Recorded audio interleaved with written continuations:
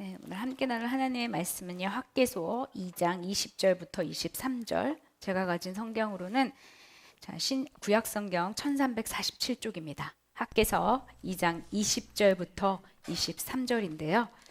네, 자, 찾으셨으면 우리 한 목소리로 함께 합독하겠습니다. 학개서 2장 20절부터 23절입니다. 시작.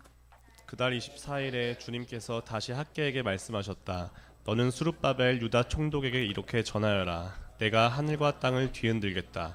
왕국들의 왕자를 뒤집어 엎겠다. 각 민족이 세운 왕국들의 권세를 내가 깨트리겠다. 병거들과 거기에 탄 자들을 내가 뒤집어 엎겠다. 말들과 말을 탄 자들은 저희끼리 칼부림하다가 쓰러질 것이다. 나 만군의 주의 말이다. 스알디엘의 아들 나의 종 스룹바벨아, 그날이 오면 내가 너를 높이 세우겠다. 나 주의 말이다.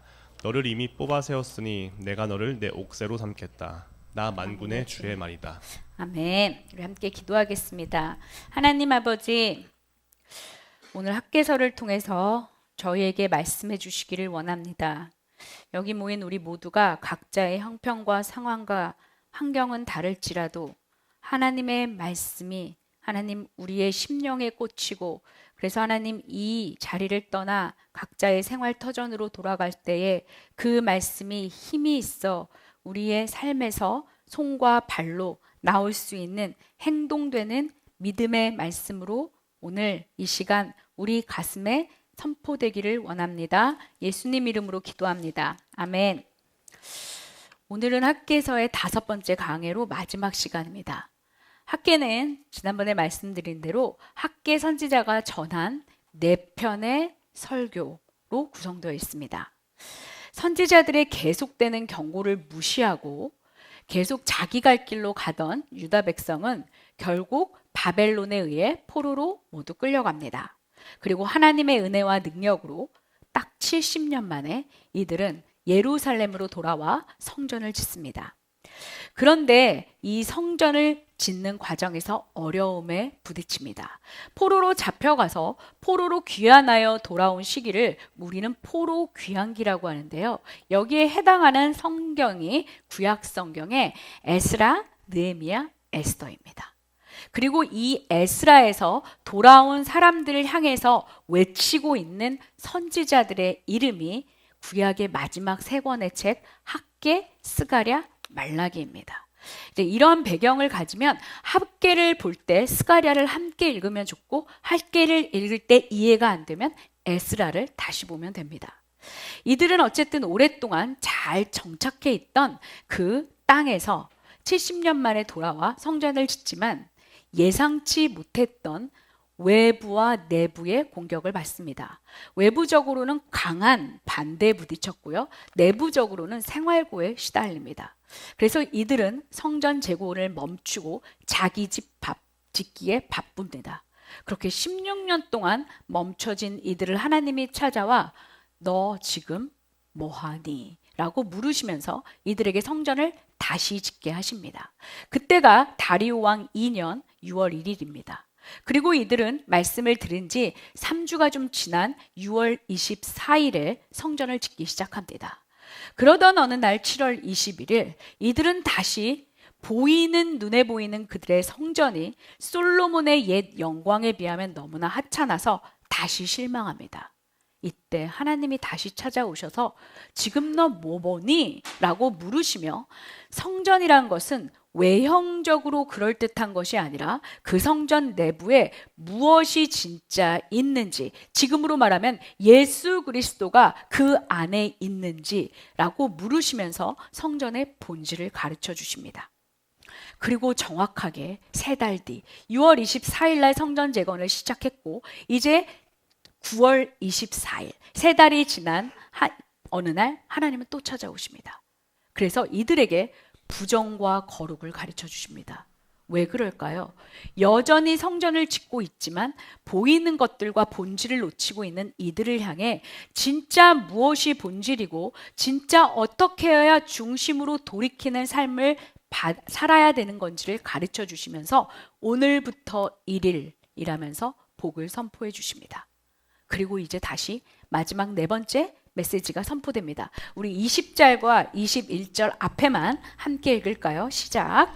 그달 24일에 주님께서 다시 학개에게 말씀하셨다. 너는 수룹바벨 유다 총독에게 이렇게 전하여라. 네, 그달 24일입니다.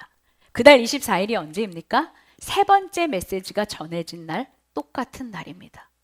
하나님은 하루에 2번 찾아오시는 겁니다.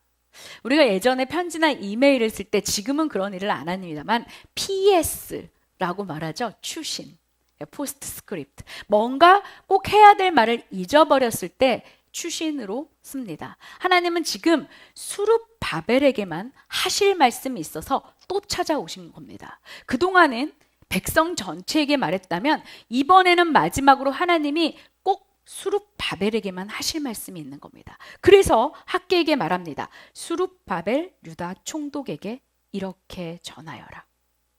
수룹 바벨이 누구입니까? 마태복음 1장 12절 예수님의 족보에 보면 수룹 바벨은 여호와긴 왕의 손자입니다. 우리 마태복음 1장 12절 자막 보시면서 함께 읽을까요? 시작. 예루살렘 주민이 바빌론으로 끌려간 뒤에 여고냐는 스알디엘을 낳고 스알디엘은 수룹바벨을 낳고. 네, 여기서 여고냐는요 남유다의 19대 왕 여호야긴입니다. 하나님은 수많은 선지자를 통해서 계속해서 남유다 말기에 경고했지만 여호야긴도 듣지 않습니다. 여기 열왕기 하 24장 9절을 보면 이렇게 기록되어 있습니다. 여호야긴은 조상이 하였던 것처럼 주님께서 보시기에 악한 일을 하였다. 해야 할 길을 따르지 않고 원래 다른 사람이 하던 대로 앞에서 행하던 대로 그대로 했기 때문에 그 여호야긴이 그의 아들과 함께 끌려갑니다. 그래서 역대상 3장 17절에 보면 여호야긴이 끌려갈 때 그 아들들도 함께 끌려갔다며 그 아들의 이름에 스알디엘이 나옵니다. 그런데 좀 이상한 게요. 역대상 3장 19절에 보면 이 수룹바벨 아버지의 이름이 스알디엘로 되어 있지 않고 부디야의 아들이라고 되어 있습니다. 그러니까 뭔가 좀 이게 충돌이 일어나는데요. 이것은 어떤 거냐면 스알디엘의 동생이 부디야였습니다. 부디야였는데 이 스알디엘이 일찍 죽자 당시에 형수 취사 제도를 통해서 이 동생이 부다야가 아들을 낳아줍니다. 그래서 이 수룹바벨이 스알디엘의 아들이 된 것이죠. 어쨌든 분명한 것은 수룹바벨은 바벨론의 포로로 잡혀간 할아버지와 아버지에 의해서 바벨론에서 태어난 사람이라는 겁니다. 그래서 수룹바벨의 뜻에 뭐가 들어가 있습니까? 바벨. 그러니까 바벨론의 씨다. 바벨론에서 태어난 사람이다 라는 뜻의 이름이 이 수룹바벨에게 붙여진 겁니다. 수룹바벨은 다윗 왕의 손자 왕가의 자손이긴 하지만 사실 쫄딱 망해버린 패망한 왕가입니다. 바벨론은 BC 586년에 남유다를 정복했고 이 남유다를 정복한 바벨론은 다시 페르시아에 의해서 망합니다. 그래서 결국 남유다는 지금 페르시아의 지배를 받고 있습니다. 이제 페르시아 고레스 왕이 이 사람들을 돌려보낼 때 뭔가 자기 말을 잘 들을 것 같은, 문제를 일으키지 않을 것 같은 총독 하나를 임명한 것이 바로 수룹바벨이라 이 말입니다. 그러니까 종교의 자유는 있었지만 이 남유다 백성은요 지금 페르시아의 통치를 받고 있기 때문에 조금이라도 페르시아의 눈에 거슬리는 독립적인 행보를 하면 안 됩니다. 그러면 어떻게 됩니까? 즉각 처리됩니다. 그러니까 이 수룹바벨은요 총독이라는 지위는 있지만 실권이 전혀 없는 그야말로 어용 총독이었다는 말이죠. 요즘으로 말하면 바지 총독입니다. 그래서 페르시아 사람들도요 수룹바벨을 우습게 보았을지 모릅니다. 왕족의 자손이라면서 자존심도 없나? 저렇게 우리 페르시아 왕의 그런 허수아비 역할을 하면서 저 자리에 있고 싶을까? 유대인들은 어땠을까요? 우리를 위해서 일할 것도 아니면서 우리한테 저렇게 총리 소리를 듣고 싶어? 저 사람 정말 영 아닌걸? 이런 것을 몰랐을까요? 수룹바벨이 분명히 알았을 겁니다. 그런데요, 스룹바벨은요, 지금 외부의 방해와 내부의 생활고에 시달리고 있는 백성들을 봅니다. 그런데 자기는 아무것도 할 수 없어요. 지어져 가는 성전을 보니까요, 솔로몬 성전보다도 훨씬 못해요. 그러니 스룹바벨이 어떤 마음이 들었을까요? 나는 정말 아닌가 봐. 자기 자신을 바라보면요, 무능함에 몸서리가 쳐집니다. 주변 환경과 국제 정세를 보면요, 자기는요, 할 수 있는 것이 아무것도 없어요. 거기다가 유대 백성들이 자기를 보는 시선이 너무 따가워요. 그러니까 이 사람은요, 항상 낮은 자존감에, 상실감과 패배감과 실패감과 자괴감에 빠져서 하루하루 사는 게 너무 힘들었지 모릅니다. 차라리 그냥 그만둬 버렸으면 좋겠다. 그런 생각이 들지 않았을까요? 그런데 하나님이요, 이때 그를 찾아와서 스룹바벨을 유다 총독이라고 부르는 겁니다. The governor of Judah. 그러니까 세상의 평가가 어떻게 하든, 사람들이 너를 어떻게 보든, 네 자신이 너를 어떻게 생각하든 너는 유다 총독이야. 페르시아 왕이 너를 어용 총독으로 세웠든, 사람들이 너를 꼭두각시로 보든 너는 총독이야. 하나님 앞에서는요, 페르시 왕의 의도도, 사람들의 평가도, 자기 자신에 대한 감정도 중요하지 않습니다. 하나님이 스룹바벨을 총독이라고 불렀다면 그는 총독인 겁니다. 하나님의 허락 없이 세상에서 이루어지는 것은 없고, 하나님이 세우지 않으시면 어떤 권세도 세울 수 없습니다. 로마서 13장 우리 1절을 한번 볼까요? 네, 우리 함께 읽겠습니다. 로마서 13장 1절입니다. 시작. 사람은 누구나 위에 있는 권세에 복종해야 합니다. 모든 권세는 하나님께로부터 온 것이며 이미 있는 권세들도 하나님께서 세워주신 것입니다. 네, 우리는 영육을 분리하는 걸 너무 좋아합니다. 그래서 교회에서 인정하는 권위나 직분이나 어떤 교회에서의 어떤 역할들은 중요시 여깁니다. 하나님으로부터 왔다고 믿어요. 그런데요, 세상에서는 우리는 그렇게 살지 않습니다. 그런데 여기 뭐라 그랬습니까? 모든 권세는, 교회의 포지션이나 직위나 직분이나 이런 것뿐만 아니라 모든 세상의 권세도 하나님이 세워주신 거야. 그러니까 하나님이 어떻게 세워주십니까? 허락하심으로 하나님이 친히 간섭하셔서 모든 세상의 권세도 세워진다는 말입니다. 가정에서 남편이란 지위도, 아빠라는 위치도, 엄마라는 것도, 학교에서 선생님도, 사장도, 내가 인정하고 싶지 않는 직장 상사도 하나님이 세워주셔야 거기 있다는 겁니다. 그러니까 이 말은요, 내가 어떤 직업을 가지고 어디에 서 있던 하나님이 우리를 그 자리에 있으라고 허락해 주셨기 때문에 우리가 그 자리에 있는 겁니다. 그렇다면요, 사람들이 나를 어떻게 보든, 인정해 주지 않든 해주던, 내가 나 자신을 어떻게 느끼던 이와 상관없다는 말입니다. 우리는 그냥 하나님 앞에서 주눅들지 않고 당당하게 하루하루 살 수 있다는 말이죠. 내가 직장일만 하는 사람이든, 집에서 가정일만 하고 아기만 보고 맨날 하는 것이 치닥거리만 하는 엄마의 역할만 하고 있어도 그 자리가 주님이 허락하셔서 간섭하셔서 세우신 자리라는 것을 믿는다면, 다시 말하면 우리가 주님의 주권을 믿는다면, 우리가 회사에서 하는 일이 너무 하찮고 내 생각에 전혀 중요하지도 않고 영적이지도 않은 일이라 할지라도 우리는 최선을 다해 할 수 있다는 말입니다. 이게 중요합니다. 우리는요, 자꾸만 분리하길 좋아해요. 내가 이거 하는 일이 무슨 하나님 나라를 위해 상관이나 있어? 이게 뭐 그렇게 중요해? 아닙니다. 하나님의 주권을 믿는다면 우리의 시간은 달라지게 돼 있습니다. 이 말을 거꾸로 뒤집으면요, 우리가 그 누구도 판단할 수 없다는 말입니다. 우리는 조금 못됐잖아요. 그래서 우리 눈에 별로 하찮게 보이지 않는 일을 하는 사람이면 우리는 별로 중요하다고 여기지 않습니다. 교회에서도 마찬가지예요. 그러나 그렇지 않다는 겁니다. 우리가 어떤 사람을 눈에 보이는 대로 판단해서 그 사람을 자꾸만 가볍게 여기는 것 자체가 우리가 하나님의 권위를 인정하지 않고 있다는 겁니다. 내가 더 옳아. 하나님보다 내가 더 똑똑해. 그래서 저 사람은 별로야. 저 사람은 좋은 사람이야. 저 사람은 중요한 사람이야. 교회에서 저 사람이 없으면 안 돼. 라고 우리 스스로 생각한다는 겁니다. 하나님은요, 이런 무능함과 상실감과 패배감과 자괴감에 고개 숙인 사람을 총독이라고 부르면서 말씀을 이어가십니다. 우리 21장 뒷절부터 22절 함께 읽을까요? 시작. 내가 하늘과 땅을 뒤흔들겠다. 왕국들의 왕자를 뒤집어 엎겠다.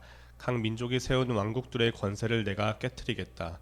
병거들과 거기에 탄 자들을 내가 뒤집어 엎겠다. 말들과 말을 탄 자들은 저희끼리 칼부림하다가 쓰러질 것이다. 네, 하나님은요, 땅을 뒤흔들겠다 하십니다. 개입하신다는 말입니다. 뒤흔들겠다는 게요, 여기 우리나라 말로는 미래형으로 되어 있지만 사실 원어에서는 분사형으로 되어 있습니다. 이 말은요, 꼭 미래적인 의미가 아니라 지금도 하나님이 흔들고 계시다라는 말입니다. 이게 무슨 말일까요? 지금 여전히 유대 백성은요, 페르시아의 지배를 받고 있습니다. 그런데 하나님이 뒤흔들고 계시겠다니요. 우리가 감각의 한계를 가졌기 때문에 못 보는 것뿐입니다. 지금 지구가 움직이나요? 움직이지 않나요? 움직입니다. 지구는 자전하고 공전하고 있습니다. 우리가 느낍니까? 못 느낍니다. 지금도 조금씩 지진이 미미하게 일어나고 있을지 모릅니다. 그러나 우리가 느낄 수 있는 한계를 벗어나면 우리는 느끼지 못합니다. 소리도 마찬가지예요. 감각의 한계를 지닌 우리가 보지 못하고 느끼지 못할 뿐 하나님은 여전히 이 세상의 역사와 이 세상의 주권들을 흔들고 계시다는 말입니다. 우리 눈에는요, 지금 미중 패권 전쟁인 것처럼 보입니다. 그러나 이 모든 것들은요, 하나님이 쥐고 계십니다.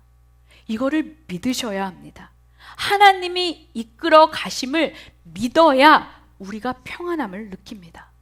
어떻게 하나님이 흔들고 계십니까? 22절에 나옵니다. 첫째, 하나님은요, 왕국들의 왕자를 뒤집어 엎겠다고 하십니다. 여기서 뒤집어 엎겠다 이 말은요, 창세기에 보면 하나님이 소돔과 고모라를 뒤엎겠다라고 했을 때 쓰인 단어와 똑같습니다. 그러니까 하나님은요, 열국을 심판하신다. 그리고 결국 자기 백성은 빼내신다는 말입니다. 소돔과 고모라를 뒤엎으실 때 하나님은 롯과 그의 가족들을 빼내셨잖아요. 둘째, 하나님은 각 민족이 세운 왕국의 권세를 깨뜨리신다 하십니다.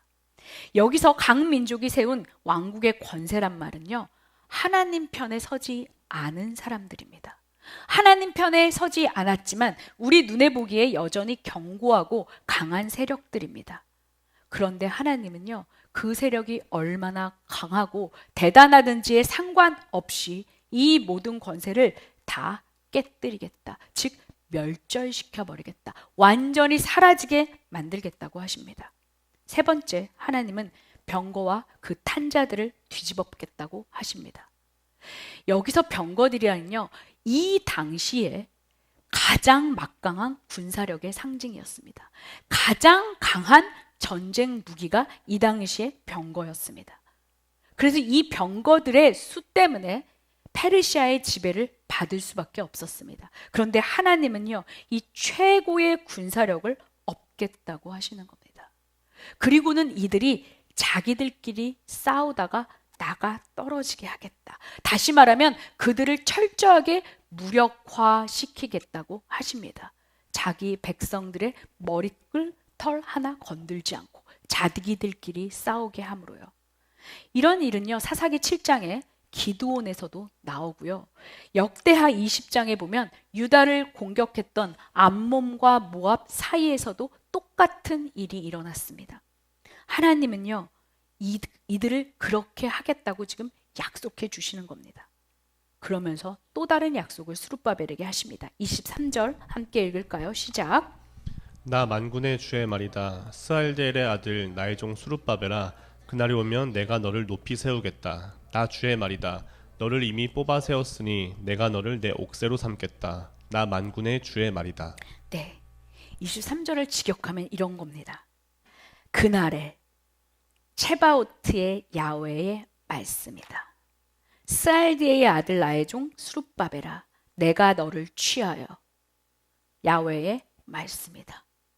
내가 너를 인장방지로 삼으리니 내가 너를 선택하였기 때문이다. 체바오트 야훼의 말씀이다. 그러니까 하나님은 이 짧은 구절에서요, 구절구절이 끝날 때마다 뭐라고 하십니까? 내가 말하는 거야. 전능한 하나님, 전쟁에 능하신 하나님, 이 세상의 역사를 모두 손에 쥔 하나님, 내가 말하는 거야 라면서 3번을 강조해서 말하는 겁니다. 3번이 뭘까요?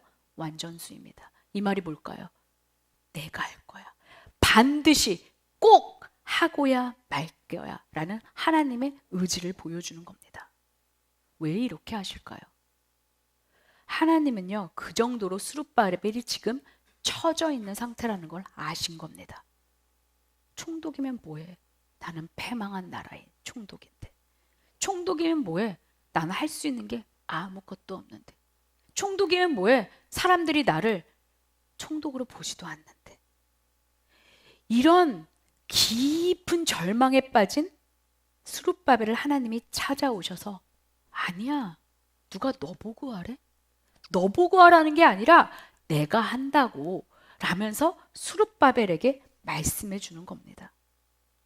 자기 자신을 보면 답이 안 나옵니다. 지금 주변의 상황을 봐도요, 답이 없어요. 페르시아 왕이 이 사람을 도와줄까요? 아니면 유대인들의 백성이 힘을 합쳐서 이 사람을 도와줄까요? 아니면 자기 자신이 무슨 대단한 능력자라서 이것을 할 수 있을까요? 근데 하나님은요, 네가 하는 게 아니라고 말하는 겁니다. 하나님은요, 이 사람을 지금 스알디엘의 아들이라고 부릅니다. 이 말을 들을 때 스룹바벨의 기분이 어땠을까? 제가 잠깐 생각해 봤어요.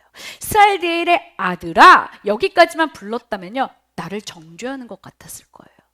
왜 그럴까요? 야, 니네 아빠 할아버지가 그렇게 내 말 안 듣고 쫓겨났잖아. 너 그 사람 아들이잖아. 네 집안이 그런 집안이잖아. 너 때문에 지금 유다 백성들이 고생하고 있잖아 라고 마치 나를 프레임 씌우는 것 같이 느꼈을 거라 이 말입니다. 그런데 하나님은요, 스룹바벨을요, 종이라고 부르고 있습니다. 종. 우리가 종이란 단어를 많이 오해하는데, 우리는 종이란 단어를 목사님들한테 쓰는 걸 좋아해요. 그래서 저도 어렸을 때 엄마 아빠한테 제일 많이 들었던 말이 하나님의 종이잖아, 목사님은. 근데 여러분, 여기 스룹바벨이 제사장입니까? 목회자예요? 아니에요. 스룹바벨은요, 세상의 총리입니다. 근데 하나님이요, 이 사람을요, 내 종이라고 부르신답니다. 하나님이 모든 제사장에게 내 종이라고 하셨습니까? 아닙니다. 종이라는 호칭을 들은 사람은요, 성경에 많지 않아요. 모세, 엘리야, 다윗, 여호수아. 뭐 이 정도 사람만이 종이라고 호칭을 들었습니다. 그러니까 종이란 게 무엇이냐? 어떤 사람의 직분이나 직위가 그 사람이 종이 되느냐 안 되느냐를 결정하는 것이 아니라, 그 사람이 어디에서 무엇을 하던, 어떤 위치에 있던 하나님의 말씀으로, 하나님의 뜻으로, 하나님의 말씀을 받아서 그 뜻대로 행하려고 하나님이 시키는 대로 하려는 사람이 하나님의 종이다 이 말입니다. 남들이 보기엔 제사장도 아니고 총독도 아닌데, 하나님은요, 그 부르심의 자리에서 처절하고 비굴하고 때로는 힘들고 괴로웠지만 하루하루 하나님 앞에서 말씀으로 일어서기로 결단한 스룹바벨을 종이라고 부르고 계신 겁니다. 저는 정말 바라기는 저와 여러분을요, 하나님이 종이라고 불러주셨으면 좋겠어요. 사람들이 목사님은 종이잖아요, 이런 거 말고요. 사람들이 백말 종이라고 부르면 뭐합니까? 하나님이 두지도 라고 물으면 우리는 끝입니다. 내가 있는 자리가 어디든, 내가 맡겨진 일이 어떤 일이든, 세상적인 일이든 교회의 일이든 내 기준이 아니라 하나님 말씀대로 행하려 할 때 하나님은 우리를 종이라고 부르신다는 겁니다. 하나님은 스룹바벨을 종이라고 부르시고요, 그를 옥새로 삼겠다고 합니다. 여기서 옥새라는 건요, 시그니처, 왕의 도장입니다. 그래서 에스더에서도 보면 옥새로 쫙 찍잖아요. 왜냐하면 이 모든 내용은 절대 변할 수 없어. 이 모든 일은 왕이 반드시 실행할 거야 라는 보증이 되는 겁니다. 하나님이요, 지금 스룹바벨을 옥새로 삼으시겠다는 것은 수룹바벨을 통해 반드시 뭔가를 이루겠다는 확증인 셈입니다. 그런데 이 옥새라는 말이요, 수룹바벨 할아버지에게도 쓰였습니다. 우리 예레미야 22장 24절 27절, 자 4, 5, 6, 7 내구절을 읽겠는데요, 구약성경 1108쪽에 있고요, 자막에도 준비되어 있습니다. 자, 우리 예레미야 22장 24절부터 27절까지 읽겠습니다. 시작. 다 주의 말이다. 내가 내 삶을 두고 맹세한다. 여호야김의 아들 유다 왕 고니야야, 내가 내 손인 옥새 가락지라고 하더라도 내가 너를 거기에서 빼버리겠다. 내 목숨을 노리는 사람들의 손과 내가 무서워하는 사람들의 손과 바빌로니아 왕 느부갓네살의 손과 바빌로니아 사람들의 손에 내가 너를 넘겨주겠다. 나는 너와 내 친어머니를 너희가 태어나지 않은 곳인 이국 땅으로 쫓아내어 거기에서 죽게 할 것이다. 마침내 그들은 그처럼 돌아가고 싶어하던 고향으로 영영 돌아갈 수가 없을 것이다. 무서운 말씀이죠. 여기서 고니야는요, 아까 말씀드렸던 여호와긴입니다. 하나님은요, 여호와긴이요, 옥새라 할지라도 빼어서 버리겠다고 하십니다. 그리고 이 말을 이루셨습니다. 말씀 그대로 이루셨습니다. 하나님이 봐주시지 않았어요. 그런데 지금 수룹바벨에겐요, 네가 옥새야 라고 말하는 겁니다. 이 말이 무엇일까요? 하나님은요, 사람의 집안이나 가문이나 과거의 행적이나 실수나 사람의 스펙이나 학벌이나 가문에 좌지우지되는 분이 아니라는 말입니다. 이게 중요합니다. 우리는요, 누구를 평가할 때 이런 거에 매이는 걸 너무 좋아해요. 그래서요, 누군가를 좀 하찮게 봤다가도 저 사람 집안이 누가 있대, 저 사람 인맥이 어떻대, 그러면 그 사람을 다시 봅니다. 정말 우리의 못된 습성입니다. 그리고요, 누군가를 좋게 봤다가 하더라도 나중에 저 사람 옛날에 저 교회에서 그러고 왔대, 저 사람 옛날에 이랬대 라는 말을 들으면 우리는 어떨까요? 갑자기 싸해지면서 거리를 두려고 합니다. 이게 인간입니다. 근데 하나님은요, 전혀 아니라는 겁니다. 그 누구가 어떤 집안의 내력을 가졌든, 그 사람의 스펙이 어떻든, 인맥이 어떻든, 과거의 행적과 실수가 어땠든, 하나님은 언제든지 하나님 앞에 바로 서려는 사람이 있다면 언제나 새 출발을 하게 해주시는 분이란 말입니다. 하나님은요, 수룹바벨을 당신이 빼어내버릴 옥새였던 여호와긴의 손자로 보시는 게 아닙니다. 그와는 상관없이 수룹바벨을 통해서 이제는 새로운 옥새로 삼고 그를 통해 뭔가를 이루어 가시겠다고 약속하시는 분입니다. 그런데 우리는요, 하나님을 만군의 여호와, 아버지라고 부르면서요, 우리 자신이 여기에 매여 있는 걸 너무 좋아합니다. 나 이런 사람이었어, 나 옛날에 이랬는데 어떡하지? 우리는요, 자꾸만 과거를 돌아봅니다. 우리는 자꾸만 다른 사람도 그렇게 평가하고 싶어 합니다. 그런데 하나님은 그런 분이 아니라는 말이에요. 하나님이 왜 그러면 스룹바벨을 옥새로 삼으셨습니까? 왜요? 잘나서요? 그가 착해서요? 아닙니다. 여기 너무 나와 있죠. 너를 이미 뽑아 세웠으니. 하나님이 그냥 선택하셔서 옥새로 삼겠다 이 말입니다. 하나님의 선택은, 부르심에는 후회가 없습니다. 로마서의 말씀이잖아요. 하나님은요, 한번 선택하시면 그냥 그걸로 끝이에요. 뒤돌아보지 않아요. 옛날에 우리 아버지가 이런 사람이었어요. 사실요, 저 옛날에 이렇게 했어요. 저 학교 다닐 때 옛날에 좀 놀았어요. 이런 게 하나님 앞에서는 전혀 문제가 되지 않습니다. 우리는 자꾸 뒤돌아가요. 하나님, 사실 저희 옛날에 이랬는데, 저희 아빠가 사실 이런, 제가 이런 피를 가졌나 봐요. 하나님이 웃는다는 겁니다. 왜요? 하나님은 이미 그 사람을 뽑았으면 그 사람이 여호야김의 손자든 상관이 없다는 말입니다. 하나님은요, 당신의 선택을 되돌리시지 않습니다. 우리는 말이 안 된다고 생각할지 모릅니다. 지금 주변의 상황들을 보면요, 지금 페르시아는 여전히 유대를 꽉 잡고 있고, 지금 세워져가는 성전은요, 초라하기 짝이 없습니다. 사람들은 여전히 그를 어용총독이라고 생각합니다. 그런데 하나님은요, 아니야 라고 말합니다. 그렇다면 도대체 그 모든 약속들이 어디에 있는데요? 하나님은 스룹바벨에게 또 말씀하십니다. 우리 아까 전에 에스라가 포로 귀환기에 쓰여진 책이라고 했는데요. 우리 성경을 2장만 넘기시면요. 에스라가 나옵니다. 에스라 4장 6, 7, 8, 9, 10절을 우리 함께 읽을까요? 에스라 4장 6, 7, 8, 9, 10을 우리 한 목소리로 읽겠습니다. 시작. 그가 내게 이렇게 말해 주었다. 이것은 주님께서 스룹바벨을 두고 하신 말씀이다. 힘으로도 되지 않고 권력으로도 되지 않으며 오직 나의 영으로만 될 것이다. 만군의 주님께서 말씀하신다. 큰 산아 네가 무엇이냐? 스룹바벨 앞에서는 평지일 뿐이다. 그가 머릿돌을 떠서 내올 때에 사람들은 그 돌을 보고서 아름답다 아름답다 하고 외칠 것이다. 주님께서 나에게 말씀하셨다. 스룹바벨이 이 성전의 기초를 놓았으니 그가 이 일을 마칠 것이다. 그때야 비로소 너희는 만군의 주님께서 나를 너희에게 보내셨다는 것을 알게 될 것이다. 시작이 미약하다고 비웃는 자가 누구냐? 스룹바벨이 돌로 된 측량추를 손에 잡으면 사람들은 그것을 보고 기뻐할 것이다. 이 7 눈은 온 세상을 살피는 나 주의 눈이다. 아멘. 주변을 돌아보면 한숨만 나오고 사람들의 따가운 시선이 느껴지고 자기 자신을 보면 무능함에 몸서리 쳐지는 스룹바벨에게 하나님은 또 말씀해 주는 겁니다. 누가 너 힘으로 하래? 누가 네가 가진 권력으로 하래? 만군의 여호와가 한다고. 큰 산을 평지가 되게 하는 일은 너의 일이 아니라 내가 할 일이다 라는 겁니다.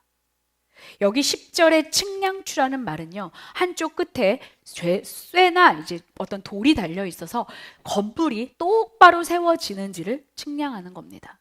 하나님은요, 지금 이 스룹바벨이 하나님의 성전이 하나님의 말씀대로 지어져 가는지를 달아보는 측량추를 가졌다고 하십니다. 그래서 하나님은 결국 사람들이 너를 미약하다고 웃을지 모르지만 네 손에 들려있는 측량주를 보고 사람들이 너를 결국 기뻐하게 될 것이다 말합니다. 물론 이 스룹바벨은 나중에 예수님을 상징하는 겁니다. 하나님은 지금 결국 스룹바벨에게 큰 산과 같은 방해물을 더 이상 보지 말아라 라는 겁니다. 그냥 거기서 측량줄을 잡고 버티고 있어 라는 말입니다. 여러분, 이런 엄청난 약속을 받은 스룹바벨의 인생이 달라졌을까요? 달라졌을까요? 전혀 아닙니다. 스룹바벨이야 BC 510년에 죽거든요. BC 510년에 죽을 때까지 그는 여전히 어용총독이었고 페르시아가 지배하고 있었습니다. 망국을 흔들고 병거탄저를 무너뜨리고 열국의 권세를 다 무너뜨리겠다고 약속하셔놓고 세워주고 너를 존귀히 여기고 인장반지처럼 해준다고 약속해놓고 하나님 그러면 뻥치신 겁니까? 그렇게 우리는 말할 수 있습니다.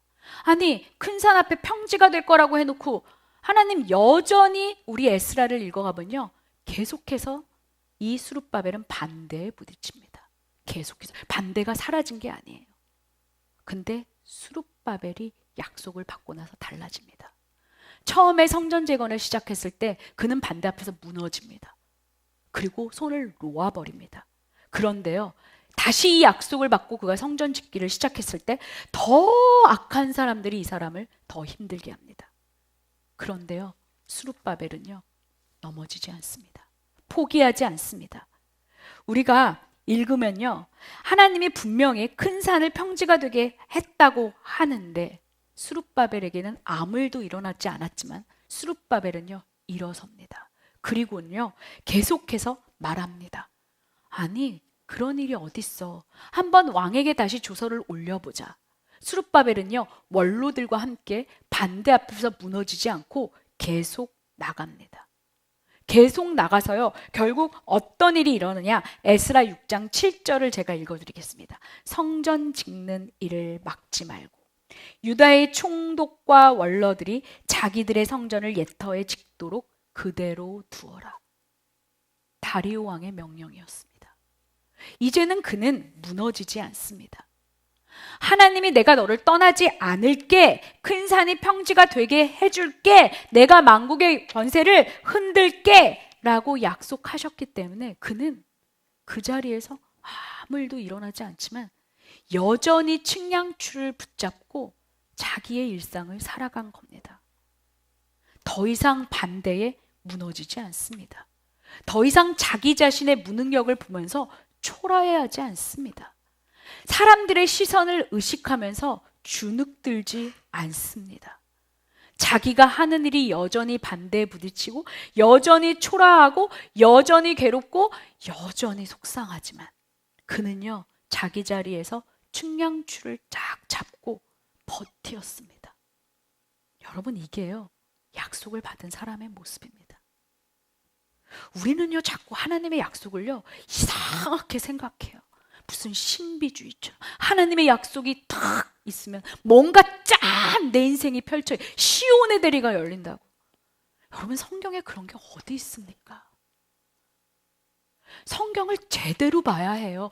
다른 사람의 말을 듣는 게 아니라 성경을 읽고 봐야 합니다. 스룹바벨은 약속은 받았지만 그대로예요.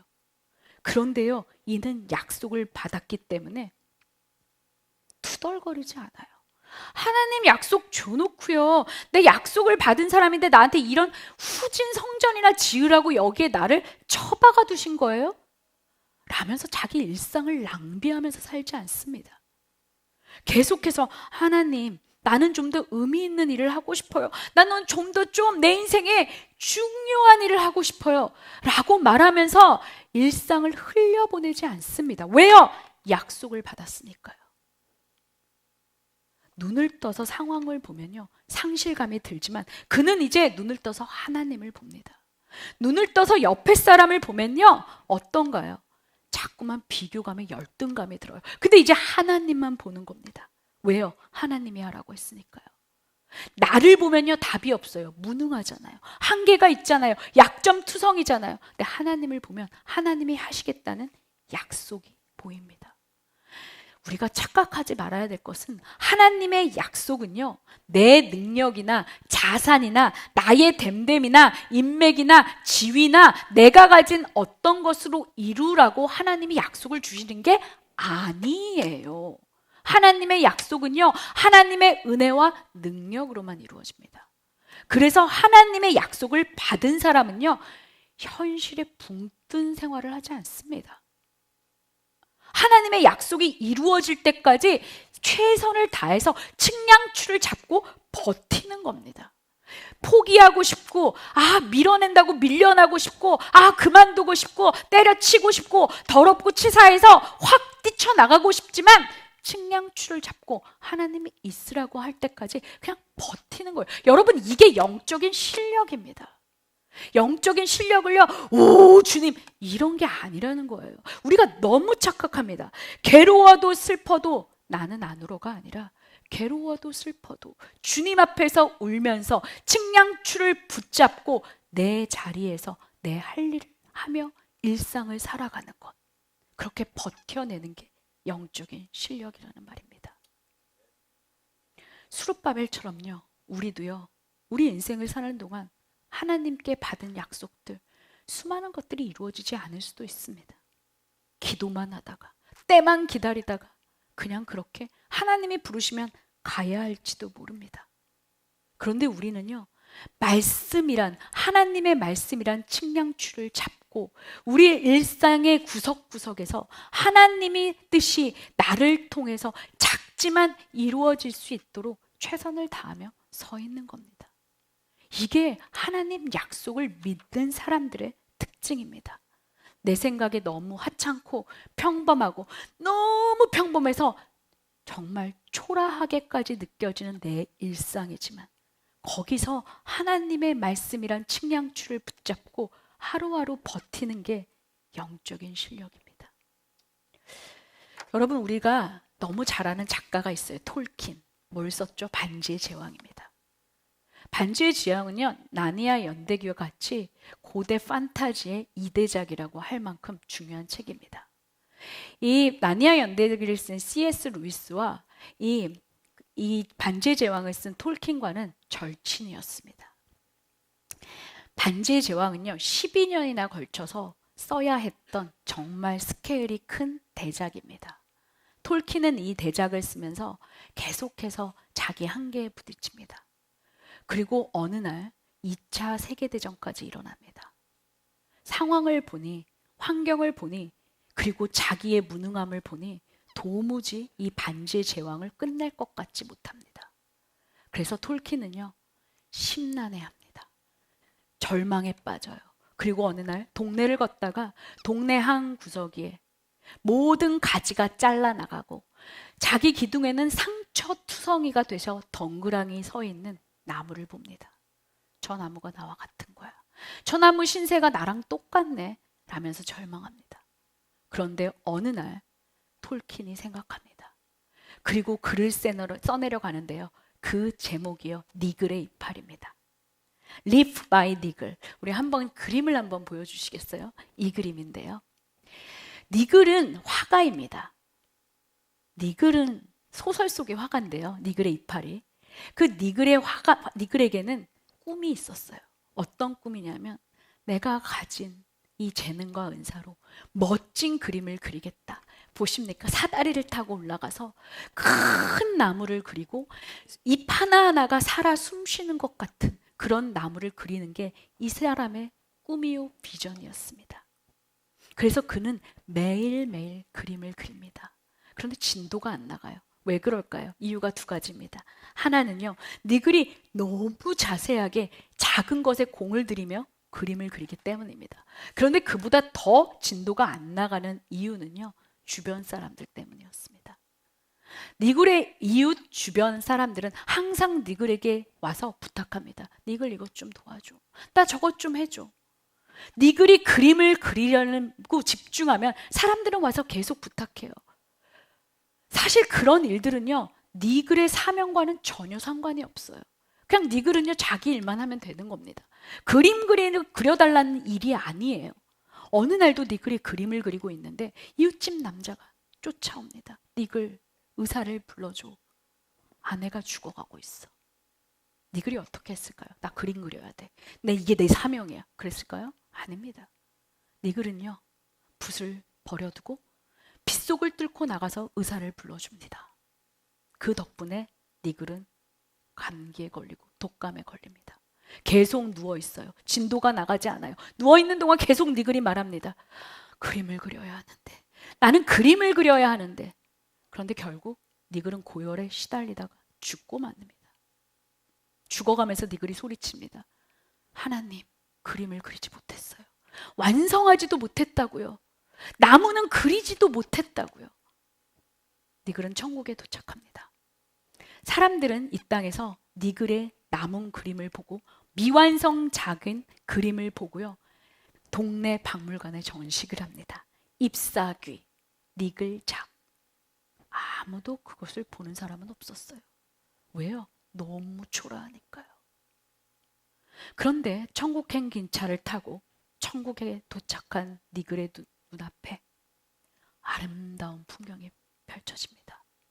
그것은요, 니글이 이 땅에서 그렇게 그리고 싶어 했던 그 나무가, 그 하나하나 바람에 흔들려서 살랑살랑 아름답게 흔들리는 그 잎사귀를 가진 그 나무, 그리고 그 멀리 뻗쳐진 튼튼한 가지들, 그리고 큰 팔을 벌린 그 나무가 니글을 맞아주고 있었습니다. 니글은 놀랍니다. 어쩌면요, 하나님은요, 니글의 이파리를 통해, 어쩌면 톨킨은 우리에게 말해주고 싶었던지 몰라요. 괜찮아. 못 끝내도 괜찮아. 저는 이 이야기를 정말 좋아하는데요. 제가 제일 힘들 때 저에게 많은 위로가 되었던 그런 이야기입니다. 저와 여러분 모두는요, 인생의 캠퍼스에 나름대로 좋은 그림을 그리고 싶어 합니다. 오늘 학계 이름의 뜻이 제가 처음에 말씀드렸는데 기억나시나요? 축제입니다. 학계처럼 우리는 내 인생의 그림을 완성하면서 축제를 느끼고 싶어 합니다. 그런데요, 환경과 상황과 내 자신의 한계와 무능함과 내 가족들의 상황을 보면 도무지 가능한 일이 아닙니다. 언제쯤 이 모든 것은 해결되려나? 이 언제쯤 하나님의 약속이 이루어져서 나는 좀 축제를 맛볼 수 있으려나? 우리는 초조해집니다. 이렇게 살다가 그냥 하나님 앞에 가버리는 거 아니야? 아무것도 하지 못한 채, 아무 일도 끝내지 못한 채 이렇게 지루하고 평범한 일상만 살다가 그냥 주님 앞에 가버린 허무한 인생만 사는 거 아니야? 우리는 초조해야 할지 모릅니다. 그런데 하나님은 우리에게 말씀하십니다. 괜찮아. 지금 네가 있는 자리에서 네가 내가 너에게 맡겨진 사람들과 함께 측량추를 쥐고 걸어가고 있다면 아무것도 이루지 못해도 괜찮아. 내가 너를 위해서 너가 그리려고 했던 네 인생의 캠퍼스의 그 그림을 천국에서 지금 함께 완성하고 있잖아. 괜찮아. 라고 말씀하시는 겁니다. 우리는요, 니글처럼 이파리 하나만 그려놓고 죽을지도 모릅니다. 이 땅을 떠나야 할지도 모릅니다. 그러나 우리가 이 땅에서 초라하고 소박하고 평범하지만 하나님의 측량추를 붙잡고 하나님의 말씀을 붙잡고 일상 속에서 말씀으로 살아내려고 애쓰고 힘쓰며 그렇게 노력할 때 하나님은요, 이미 저 천국에서 우리가 그리고 싶은 그림을 그려가고 계실지 모릅니다. 그래서 우리가 천국에 갔을 때 바로 이것이 내가 그렇게 짓기 원했던 성전이야. 내가 그렇게 이루고 싶어 했던 일들이야. 라고 우리는 감탄하며 주님과 함께 춤을 추게 될 것입니다. 사랑하는 여러분, 제가 부탁드립니다. 지루해. 중요하지 않아. 초라해. 이런 말은 하나님의 약속을 받은 우리와 어울리지 않습니다. 하나님의 약속을 받은 우리는요, 하나님 측량추를 잡고 오늘도 이 자리에서 버텨냅니다.